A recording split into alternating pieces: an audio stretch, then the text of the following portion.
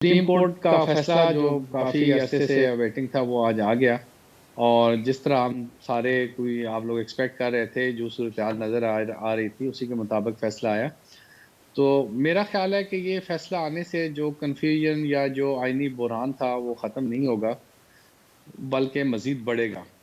एक तो 2-3 बातें जो इस फैसले में जिसकी वज़ह से कन्फ्यूजन मज़ीद बढ़ेगा, वो ये है कि एक तो ये जो आपने बात की कि इसमें काज़ी फ़ाइज़ ईसा साहब के जो फ़ैसले के हवाले से करके और फ़ौरन ही 6 रुकनी बेंच बना दिया गया और उस 6 रुकनी बेंच ने 6 मिनट के अंदर वो जो ऑर्डर है वो सेटिस्फाइड कर दिया।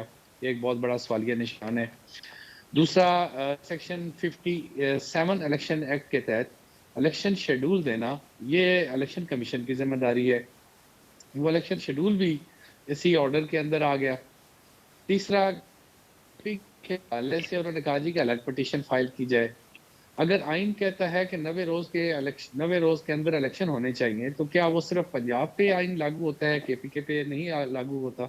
उनकी भी सिचुएशन तो वो पिटीशन तो साथ ही चल रही थी। तो ये जो तमाम सूरत-हाल है, सुप्रीम कोर्ट हमारे लिए बहुत काबिल एहतराम इदारा है, मुल्क की सबसे बड़ी अदलिया है और वुकला कम्युनिटी जो सबसे ज़्यादा कंसर्न शो कर रही थी, वो ये कंसर्न शो कर रही थी कि जो अदलिया में ये डिवीज़न का तासर आ रहा है, ये बाहर ना आए। अवाम में ये तासर ना आए कि आधी अदलिया एक साइड पे खड़ी है और आधी अदलिया एक साइड पे खड़ी है। ऑनरेबल ये इरफान कादर साहब ने भी फरमाया और पाकिस्तान बार काउंसिल के भी नुमाइंदों ने जो लास्ट डेट ऑफ हियरिंग थी, उस पे पेश होके कहा कि हम इसमें अपना रोल अदा करने को तैयार हैं।